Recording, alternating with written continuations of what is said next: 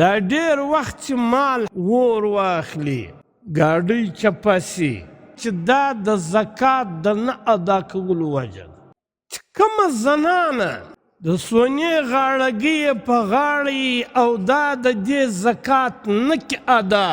د قیامت په ورځ به دغه رقم د اور غاړګۍ و دې ته ور په غاړه کېږي او چې د کم مال څخه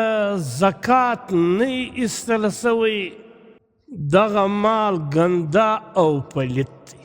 چې تاسې د مالو حفاظت په زکات سره کوئ الله پاک فرمایي چې هغه خلکو فلاح او کامیابي حاصله کړه کم خلک په لمانځه کې د لمونځ په خشوع او په خضوع سره کوي دویم هغه خلک کامیاب دي او فلاح حاصله کړه چې د بېمانه کارو څخه ځان ګوري د لغوه پالتو کارو څخه ځان ګوري دریم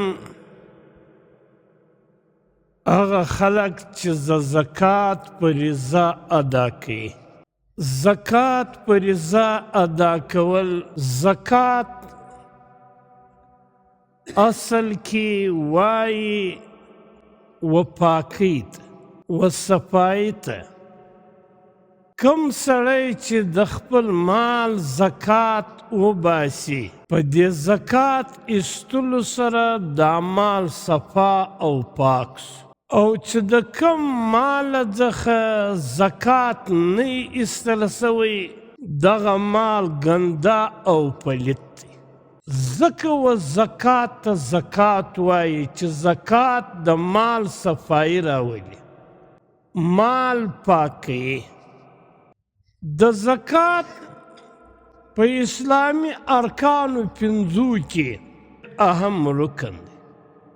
زکات په باره کې نبی علیه الصلاة والسلام په مختلفو روایاتو کې ډېر فضایل بیان کړي په یو روایت کې نبی علیه الصلاة والسلام فرمایي چې کوم سړي د خپل مال زکات وکړي زکات یې ادا کړي دا سړي د دې مال هغه شر دفع کړي په دا مال کې خیر هم شته شر هم شته په ډېر وخت انسان د دې مال په وجه سره له ډېرو مشکلاتو سره مخامخ کېږي له شر سره مخامخ کېږي د مال په وجه په ډېرو مصیبتو کې مبتلا کېږي نبی علیه الصلاة والسلام فرمایي کم سړي چې د خپل مال زکات ادا کړي زکات یې وکړي دا سړي د دې مال شر دفع کړي د دې مال شر ختم سو په یو بل روایت کې نبی علیه الصلاة والسلام فرمایي چې تاسې د مالو حفاظت په زکات سره کوئ تاسې د کم مال زکات ادا کوي په دې سره دا ستا مال محفوظه کېږي او تی د بیماری علاج دا په صدقه سره کوي او تاسې د مصیبتو توپانونه چې پر تی راځي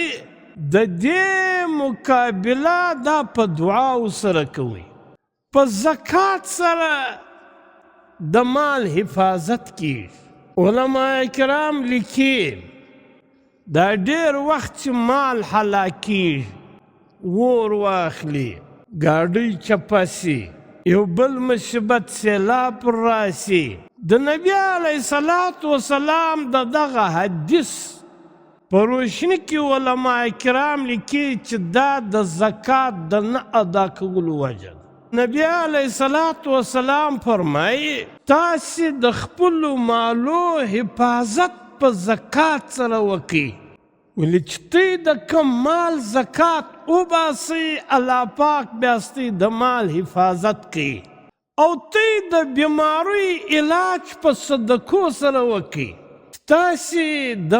صدقې کوئ په صدقه سره الله پاک ستی و بیماران ته شفا ورکوي او تاسې د مصیبتو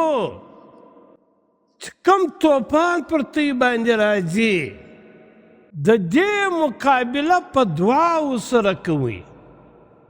چې تی دعاوې کوئ په دعا سره الله پاک له تا څخه مصیبتونه لرې کوي په یو بل روایت کې اسماء بنت یزید فرمایي چې کومه زنانه چې د سونې حال یې په غاړه یې د سونې غاړګۍ یې په غاړه یې او دا د دې زکات نه کې ادا د قیامت په ورځ به دغه رقم د اور غاړګۍ و دې ته ور په غاړه کېږي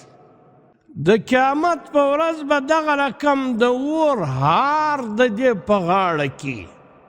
کومه زنانه چې د سونې دا والي یې په غوږ او دا د دې زکات نه ادا کوي د قیامت په ورځ به د دغه والیو په یوس کې به د اور هغه والي په غوږ